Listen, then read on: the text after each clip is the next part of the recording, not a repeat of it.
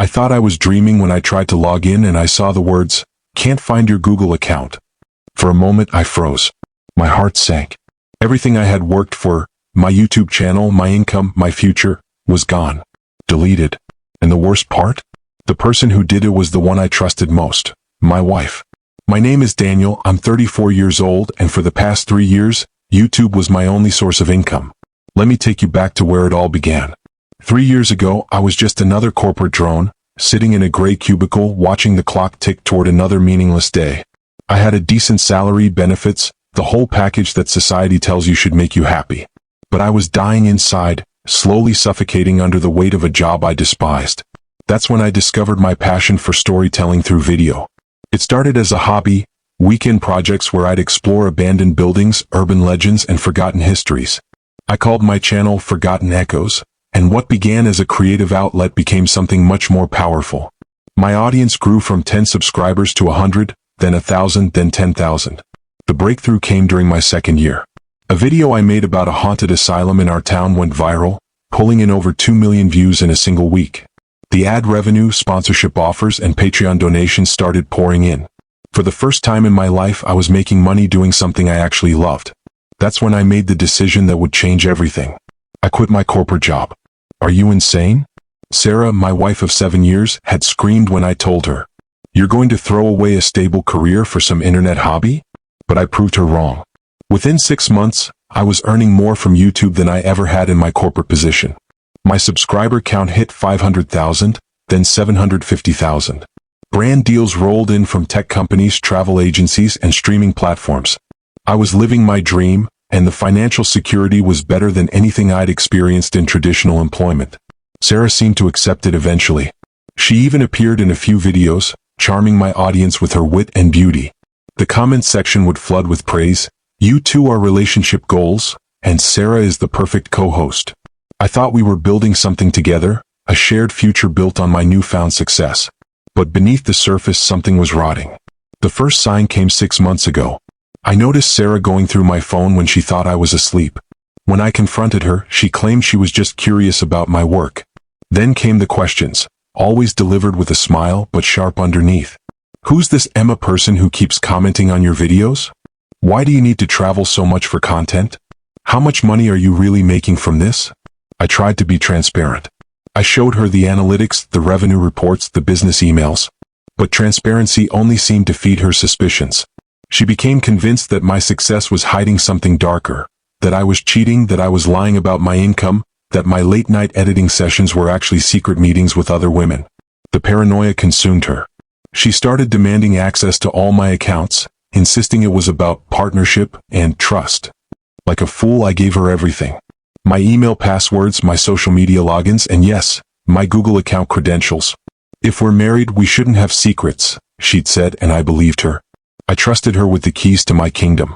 Now, sitting in my home office at 2 a.m., staring at that devastating message on my screen, I understood the magnitude of my mistake. My hands were shaking as I refreshed the page, hoping it was some kind of glitch. But the message remained, "Can't find your Google account." I tried every password combination I could remember, checked my email for any recovery messages, called Google's support line. Nothing. The account was completely gone, wiped from existence as if it had never been. 3 years of work. Nearly 800,000 subscribers. Thousands of hours of content. Gone. I stumbled to the bedroom, my legs barely carrying me. Sarah was there, pretending to sleep, but I could see her eyes tracking my movement in the darkness. "Sarah," I whispered, Did you do something to my YouTube account?" She turned over, and in the dim light from the hallway, I saw something in her expression I'd never seen before. Not guilt. Not remorse. Satisfaction. "I saved us," she said simply. "I saved our marriage from whatever you were hiding." The words hit me like a physical blow. "What are you talking about? I wasn't hiding anything." "The money, Daniel. No one makes that much from YouTube without doing something shady. The late nights, the business trips, the female fans constantly messaging you. I know what you were really doing." I felt the room spinning. "So you deleted everything?" 3 years of my life. I deleted the lies. Her voice was cold, clinical. "Now we can start fresh. You can get a real job again and we can have a normal marriage." Normal. The word felt like poison in my ears. I didn't sleep that night. I couldn't eat the next day. The financial implications hit me like a tsunami. My Patreon account was linked to the deleted Google account, gone. My business email with all my brand partnerships and sponsorship deals vanished. My entire digital identity erased with a few clicks by the person who was supposed to love and support me. The bills didn't stop coming. The mortgage, car payments, insurance, groceries, all the expenses I'd been easily covering were suddenly impossible mountains. I had maybe 2 months of savings, and Sarah's part-time job at a local boutique wouldn't cover even half our monthly expenses. But the money wasn't the worst part. The betrayal cut deeper than any financial stress could. The woman I'd shared my bed with, my dreams with, my passwords with, had decided that destroying my life was preferable to trusting me. She'd rather see me broken than believe in my integrity. For 3 weeks, I fell into a dark place. I barely left the house, barely spoke to Sarah, barely functioned. I sent countless appeals to Google, to YouTube, to anyone who would listen, but the responses were always the same. Without access to the original account, there was nothing they could do. Sarah went about her daily routine as if nothing had happened. She made dinner, watched TV, talked about her day at work. Sometimes I'd catch her looking at me with this expression of smug satisfaction, as if she'd successfully performed some kind of intervention. "Maybe this is for the best," she said one evening as I sat staring at my empty computer screen. "You can apply for jobs again. Get back to the real world." That's when something inside me snapped. Not into rage, into clarity. I looked at her, really looked at her, and saw a stranger. Someone so threatened by my success, so convinced of my dishonesty, that she'd chosen destruction over communication. Someone who thought she could control my life by sabotaging my dreams. "No," I said quietly. "What?" "I'm not getting a real job. I'm starting over." Sarah laughed, actually laughed. "Daniel, you had almost 800,000 subscribers. Do you know how long it took you to build that? You think you can just start again?" I met her eyes. "Yes. And this time, I'm going to go even bigger." The next morning, I created a new Google account, a new YouTube channel. I called it Phoenix Rising, because sometimes you have to burn down completely before you can rise from the ashes. Starting over was brutal. I went from 800,000 subscribers to zero. From earning 6 figures annually to nothing. From having an established brand to being completely unknown. But I had something now that I didn't have before: pure, crystalline motivation. Every video became a mission. Every edit was a battle won. I threw myself into content creation with an intensity that bordered on obsession. I worked 18-hour days researching stories, filming, editing, optimizing thumbnails, engaging with the handful of viewers who found my channel. The early days were devastating. My first video got 12 views. My second got 8. I'd pour 10 hours into creating what I thought was amazing content, only to watch it disappear into the vast ocean of YouTube without making a ripple. Sarah watched my efforts with increasing irritation. "You're wasting your time," she'd say. "Just apply for a marketing position somewhere. Use your video skills in a real company." But I wasn't just rebuilding a career. I was rebuilding myself. I started sharing my story in my videos, not directly, not with names or specific details, but through metaphor and subtext.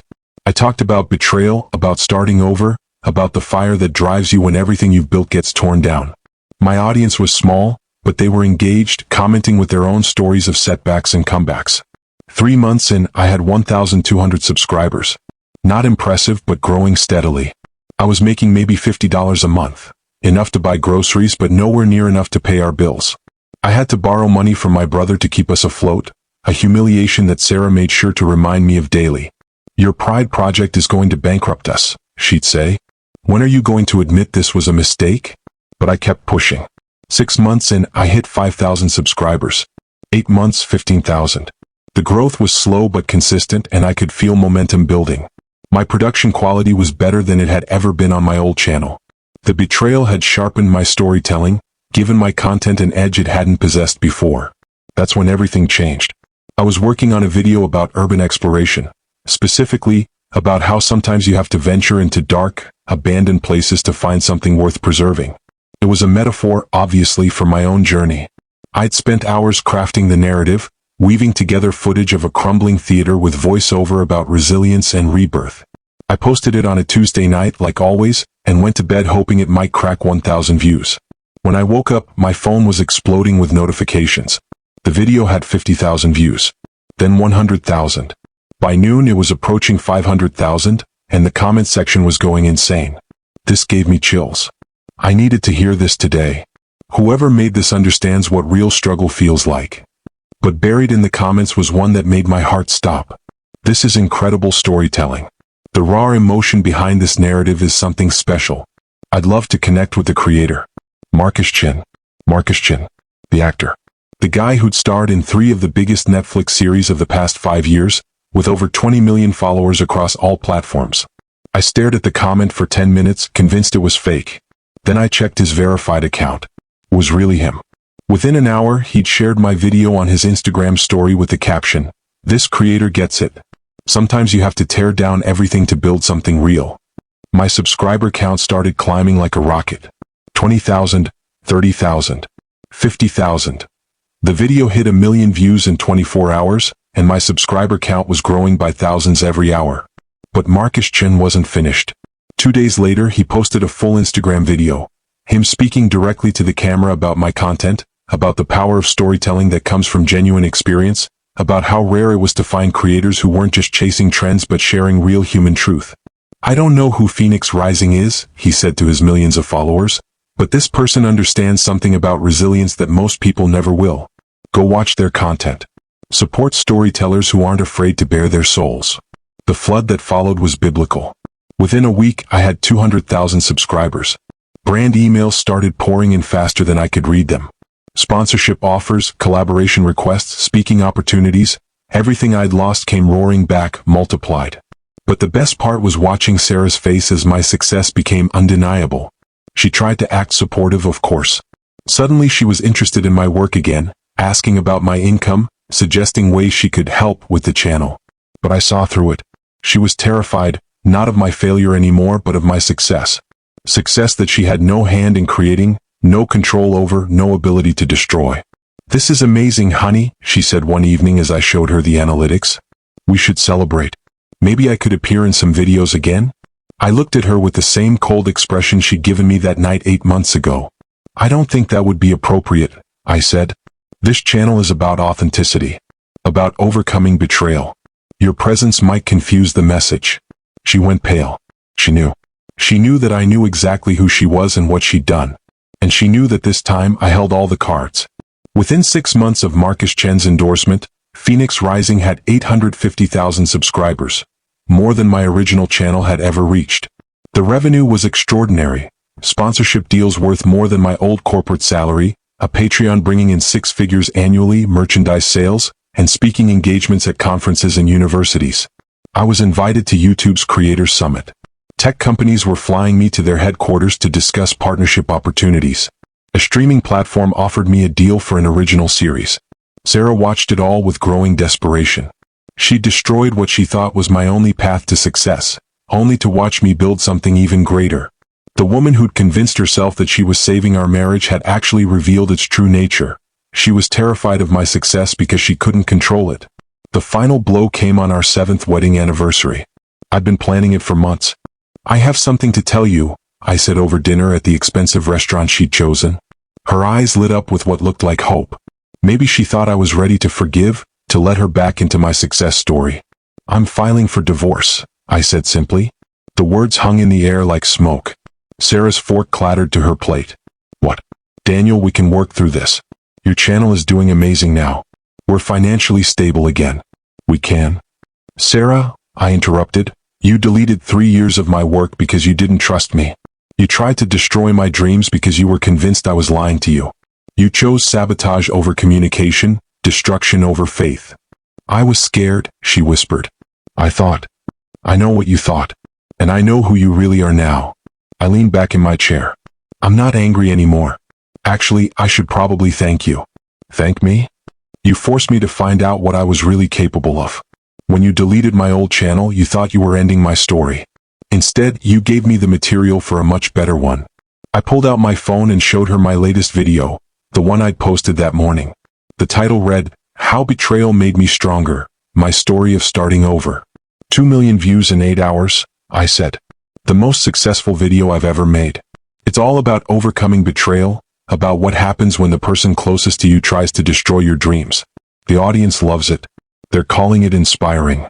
Sarah's face crumpled. She finally understood. She hadn't destroyed me, she'd forged me into something stronger. The papers will be delivered tomorrow, I continued. I've already moved my important belongings out of the house. You can keep everything else. Consider it severance pay for teaching me who I really am. I stood up, placed enough cash on the table to cover both our meals, and walked away. For the first time in 8 months, I felt completely free. The divorce was finalized 3 months later. Phoenix Rising hit 1 million subscribers the same week. I bought a house in the hills overlooking the city, not huge but mine. Every morning, I wake up in a space that belongs entirely to me, surrounded by the equipment and awards that represent my genuine success. Sarah still lives in our old house, working her part-time job, watching my continued success from a distance.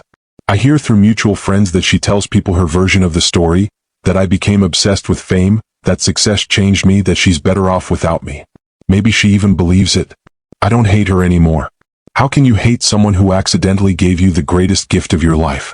Her betrayal forced me to discover reserves of strength I never knew I possessed. It taught me that I could lose everything and still rebuild it better than before. Phoenix Rising now has 1.2 million subscribers and growing. I've signed a deal for a documentary series about resilience and comeback stories.